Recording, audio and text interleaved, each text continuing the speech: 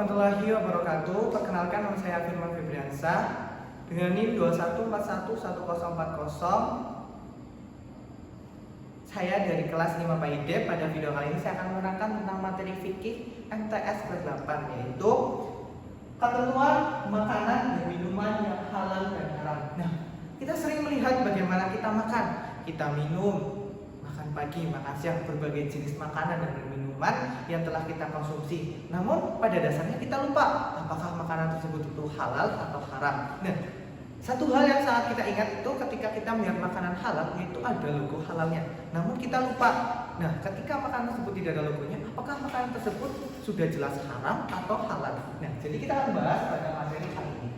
Yang pertama, apa sih makanan halal?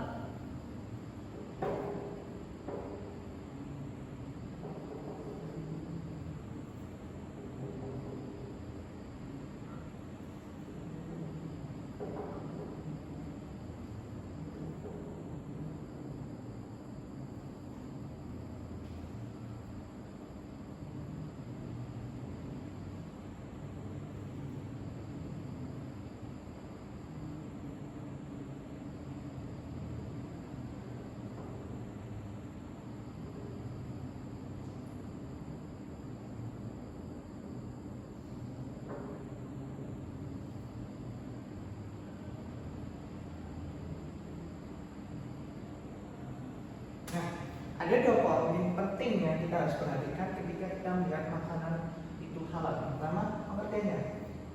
Ada dua kata, semua makanan, kemudian tidak ada hukum atau syariat yang melarang. Jadi, pengertian makanan yang halal itu adalah semua jenis makanan, baik tumbuh-tumbuhan, buah-buahan, daging, ataupun lain sebagainya. Dan makanan tersebut itu tidak ada hukum atau syariat yang melarangnya. Oke. Dalam Quran surat Al-Maidah ayat 88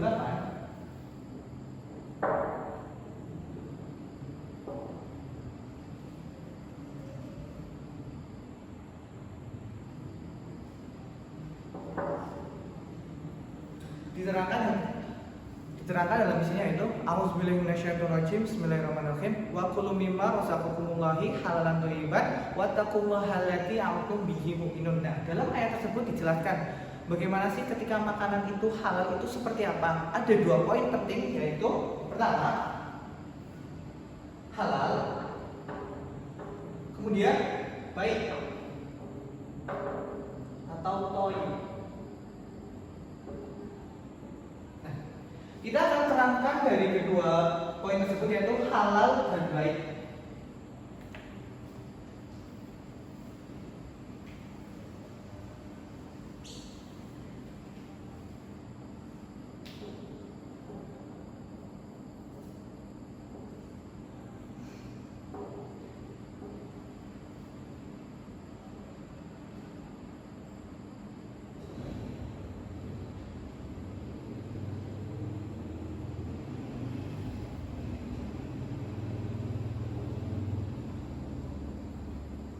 Bagaimana sih syarat makanan itu akan menjadi halal? Yang pertama adalah zat.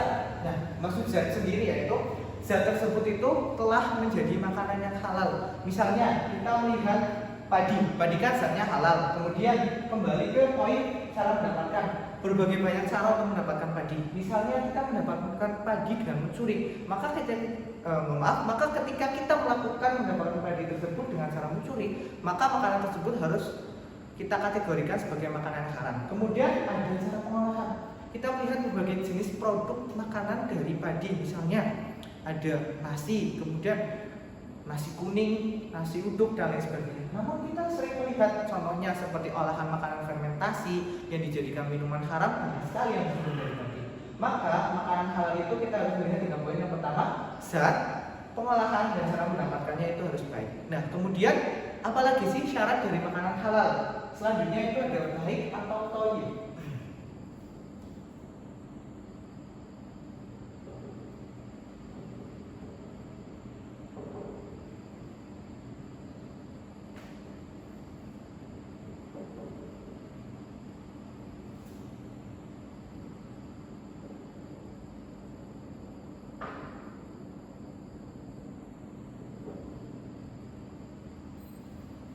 jadi makanan halal pastinya baik atau baik. Berarti di sini makanan tersebut itu tidak membawa mudarat bagi seseorang yang makan.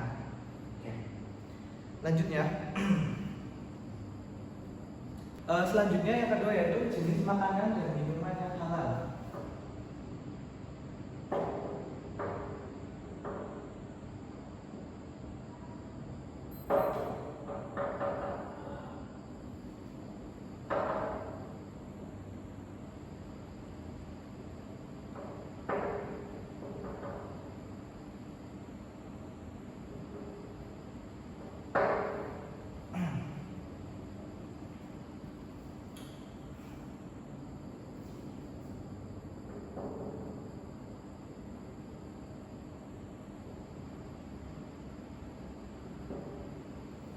Oke, materi yang selanjutnya yaitu jenis makanan dan minuman yang halal. Bagaimana sih kita mengkategorikan makanan tersebut disebut bisa halal? Yang pertama kita harus melihat makanan tersebut tidak diharamkan, tidak ada ayat ataupun hadis ataupun syariat lainnya yang menyebutkan kalau makanan tersebut itu haram.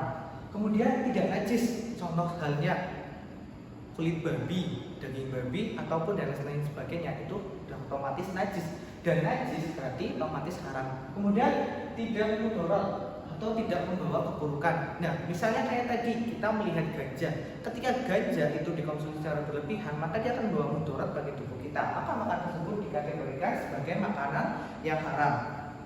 Sama halnya ketika kita melihat kaidah la dzarara wa la dirara, tidak membawa tidak membawa keburukan bagi dirimu dan tidak membawa keburukan juga bagi orang lain. Oke, selanjutnya ada manfaat mengkonsumsi makanan dan minuman yang halal dan haram.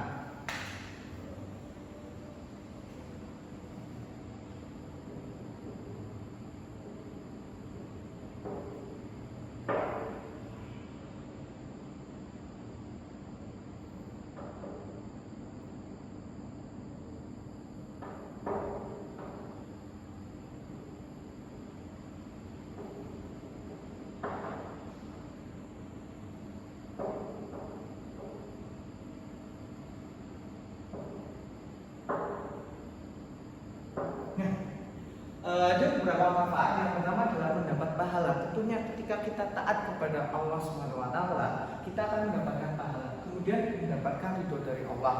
Yang selanjutnya adalah tubuh menjadi sehat. Karena makanan halal tentunya tidak membawa mudarat bagi tubuh kita. Dan ketika kita ketika kita tidak mengkonsumsi makanan yang membawa mudarat, maka tubuh kita akan menjadi baik dan sehat.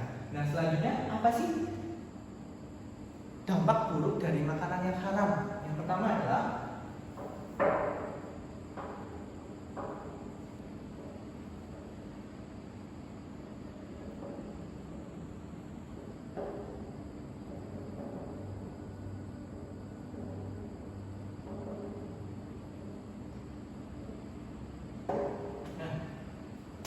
ada manfaat, berarti ada dampak. Ketika kita memaksakan diri kita mengkonsumsi makanan yang haram, salah satu dampak yang kita dapat adalah bisa merusak jiwa kita, kemudian tidak diterima pahala kita. Salah satunya makanan haram tentu pastinya akan membawa mudarat, kemudian tidak diterima pahala. Karena ketika kita beribadah, kita harus suci dan kita membawa barang-barang yang haram, maka pahala kita tidak diterima.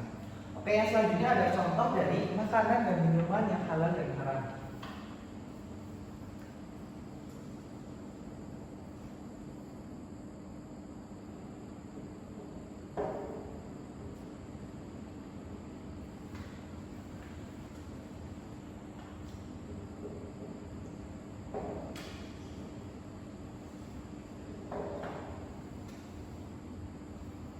Oke, ada dua contoh makanan dan minuman yang haram.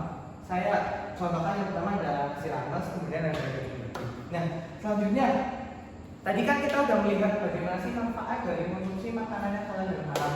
Kemudian bagaimana sih adab kita ketika kita makan? Yang pertama tentunya kita harus berdoa. Kemudian kita makan mulai dari pinggir secara pelan-pelan. Kemudian setelah kita makan, kita juga berdoa kembali. Mungkin itu sekian cukup materi pada pertemuan kali ini. Kurang lebihnya mohon maaf. Wassalamualaikum warahmatullahi wabarakatuh.